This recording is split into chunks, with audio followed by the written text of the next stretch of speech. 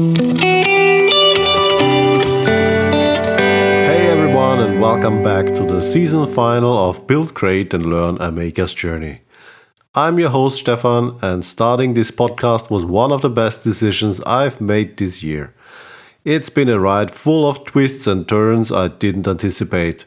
The idea was simple: share my projects and document the journey with all the ups and downs along the way.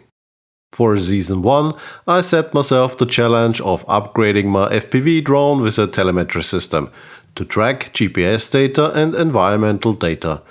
Today, I want to look back on what worked, what didn't, what I learned, and where I want to go next.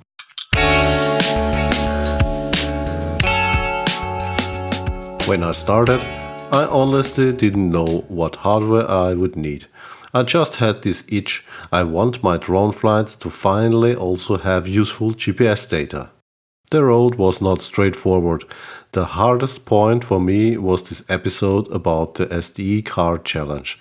I wasted a lot of time debugging with the wrong breakout board, and for a while I blamed the STM32 microcontroller itself. I was close to giving up. The breakthrough came when I pivoted to CircuitPython. Suddenly I had a working library, faster feedback, and I was able to log my first real data. Looking back, maybe just switching the SD card model could have solved my problem on STM32 too.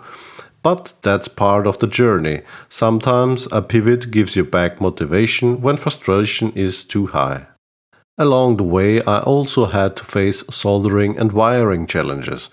Removing pin headers without destroying a board felt like surgery, and I realized I need a lot more precision in my soldering. That was frustrating, but also one of the biggest learning moments. Reaching a working prototype, being able to log GPS data and see it mapped, felt like a huge win.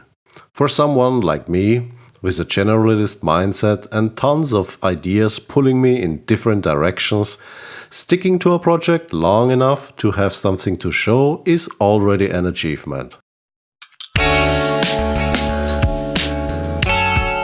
Looking back, this season was about more than telemetry. It was about growth. I learned new skills in electronics, programming and CAD.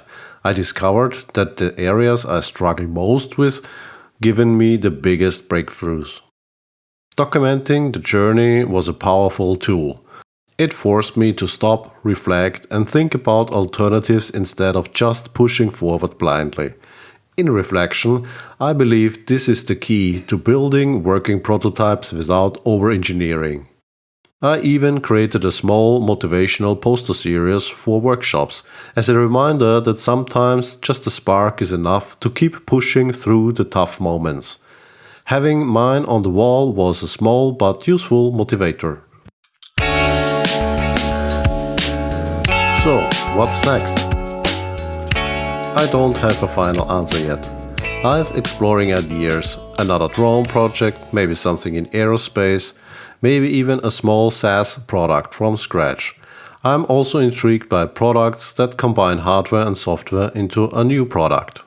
For the podcast itself, I would like to continue the story-based approach, but I'm also curious about trying interviews or experiment with the format a bit. And one thing I want to improve is the pacing, slowing down a little so it's easier to follow. What I know for sure, season 1 was about finding my rhythm, experimenting and proving to myself that I can stay consistent. Season 2 will all about building on that foundation.